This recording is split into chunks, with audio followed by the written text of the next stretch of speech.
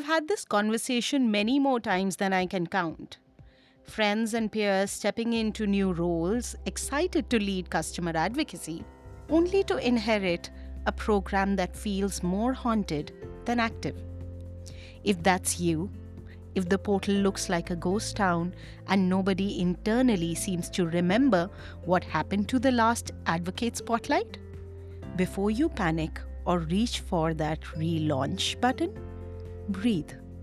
Because I'm about to walk you through the CPR Framework, my trusted 90-day approach to reviving dormant programs and turning them into trust-building, revenue-driving machines.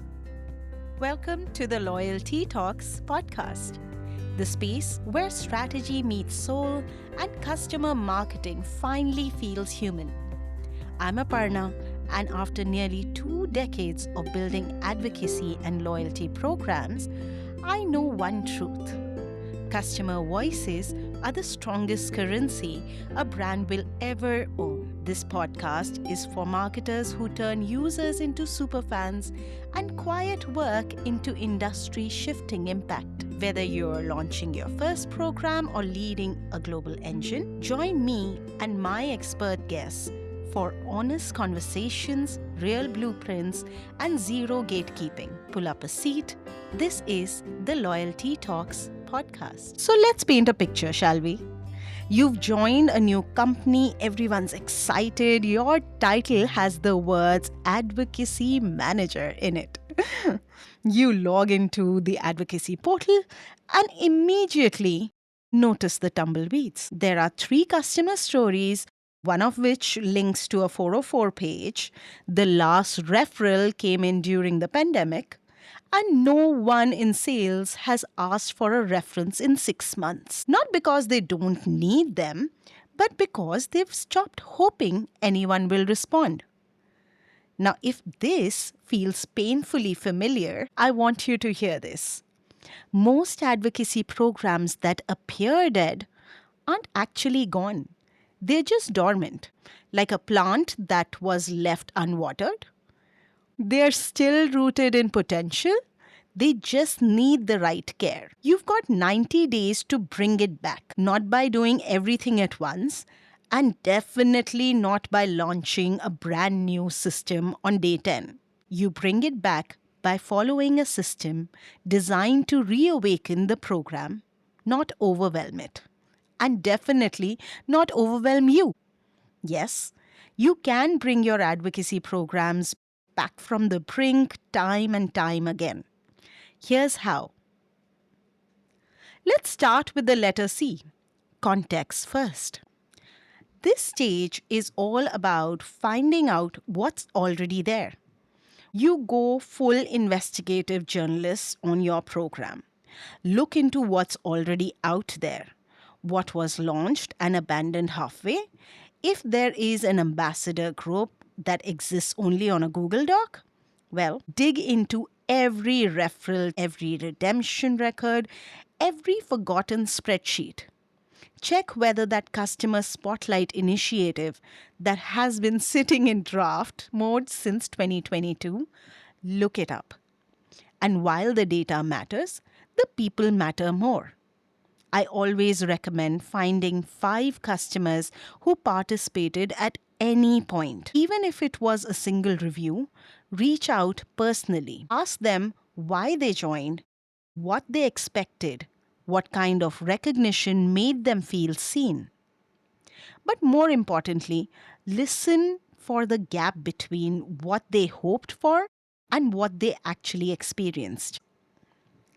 The space between expectation and experience is usually where the truth lives and where your comeback plan begins.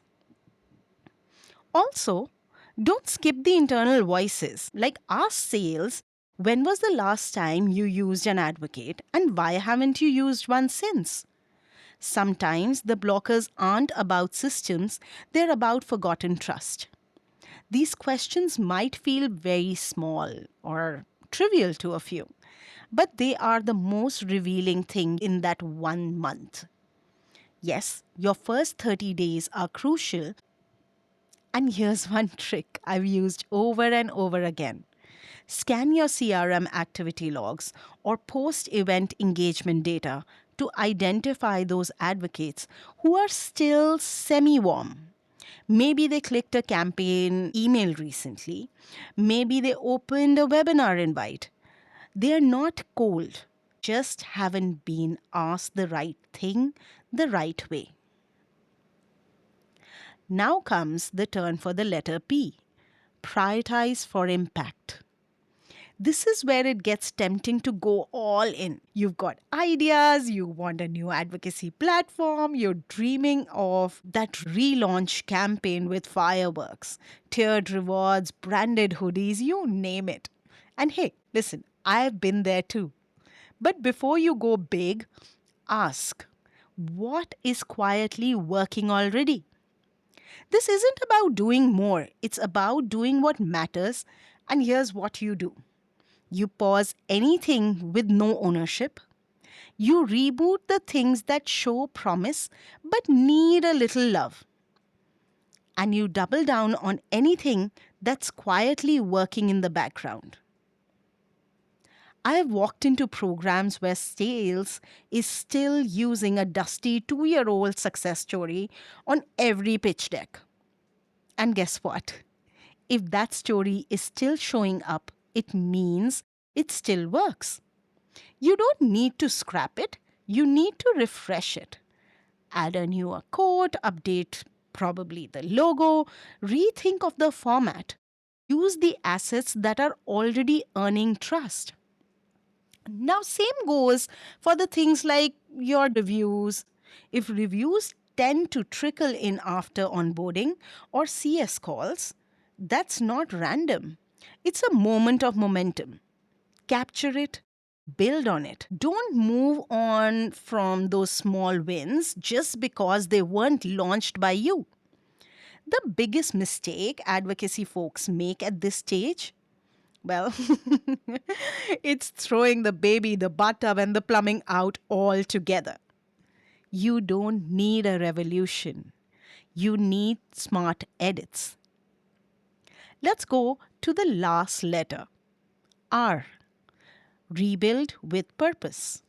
Now we are in days 61 to 90. I told you the first C is your first 30 days, then your 30 to 60 days, and now we are at 61 to 90.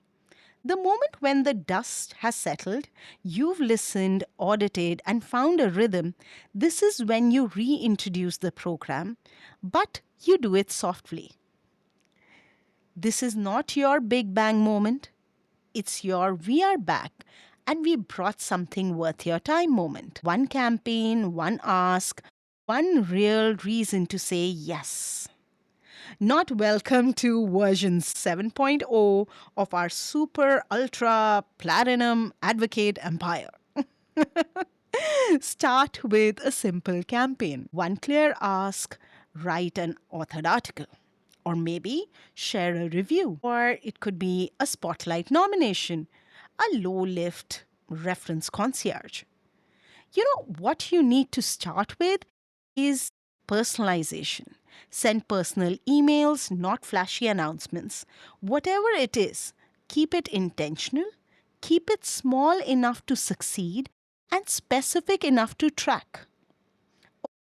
And yes, do not, I repeat, do not start with a new loyalty points tracker unless you're prepared to answer, can I redeem this for an iPad every other day? Instead, I would say lead with proof. Share the story of how one advocate helped close a deal. Tell that story inside the company first, because belief doesn't scale through dashboards. Trust me, it scales through moments people understand. Also, build what I like to call the thank you bank, a simple stash of pre written notes your CS and sales team can use to quickly recognize a customer's contribution. When gratitude is easy to send, recognition becomes a culture. Now that you have the small wins in place, it's time we address the chaos. Because even if your program looks dead on paper, chances are there'll still be a bunch of advocacy activities happening just without strategy. A random review ask buried in a marketing email, a webinar series no one watches but someone keeps running, a $10 Starbucks card being offered for a LinkedIn comment somewhere by someone. Don't shut it all down in a panic. That's reaction energy. Instead, orchestrate a slow dance. Ask yourself, is this meaningful to the customer? Is it useful to the business? And can I track it?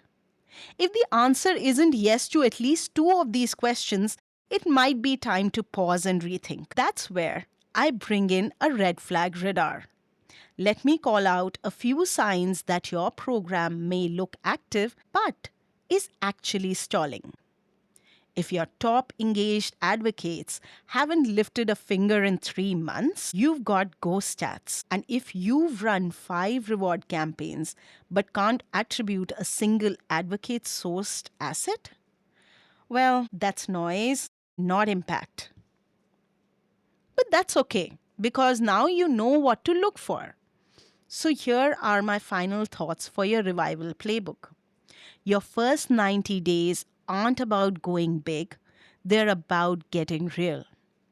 So, let's do a summary. In your first 30 days, all listen more than you talk, audit more than you edit, ask better questions of your customers and your colleagues, find the invisible gaps. In your next 30, prioritize what matters. Don't burn the whole program down. Just clear the weeds and water what's already rooted. And in your final 30 days, relaunch quietly, confidently. Let proof, not polish, do the talking.